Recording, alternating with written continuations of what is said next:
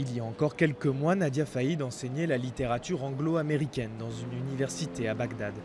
Menacée par des étudiants proches des mouvements religieux extrémistes, elle a dû quitter l'Irak et sa famille pour se réfugier à Londres. Son tort, avoir évoqué devant ses élèves des notions telles que le libéralisme et la pensée occidentale. Ils ont commencé à m'accuser de certaines choses que je ne suis pas. Et être accusé de telles choses, c'est déshonorant pour les femmes et pour qui que ce soit en Irak, comme d'être athée. Si l'on vous accuse d'être athée, cela veut dire que vous méritez la mort.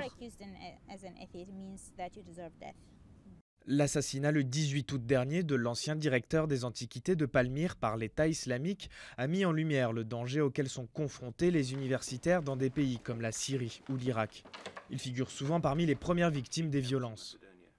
À Londres, l'association Cara s'est donnée pour mission de les aider à fuir leur pays. De manière générale, ils sont considérés comme des gens qui vont poser des questions problématiques, qui vont dire ce qu'ils pensent, et pour les groupes extrémistes et les organisations de toutes sortes, cette catégorie de personnes est vue comme une menace, et donc ils doivent être éradiqués, et donc ils sont assassinés. Grâce à un réseau de plus d'une centaine d'universités au Royaume-Uni et à travers le monde, l'association aide près de 140 universitaires et leurs familles en leur fournissant un toit et une dotation pour qu'ils puissent continuer leurs recherches. Créée à l'origine pour permettre aux intellectuels de fuir l'Allemagne nazie, Cara voit aujourd'hui le nombre de demandes grimper en flèche. Et désormais, près des 2/3 des demandes proviennent de Syrie. Je travaille sur le cas d'un universitaire syrien.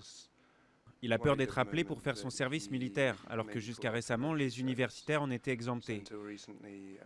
Il a une femme et 2 enfants.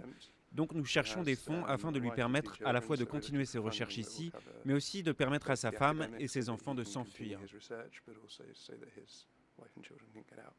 Pour Nadia Faïd, comme pour de nombreux intellectuels réfugiés, cette fuite des cerveaux est surtout vécue comme un exil forcé, loin de leurs proches. L'enseignante espère pouvoir rentrer un jour chez elle en toute sécurité, mais pour l'instant, elle sait que sa vie est en danger. Depuis 2003, près de 450 universitaires ont été pris pour cible et tués en Irak.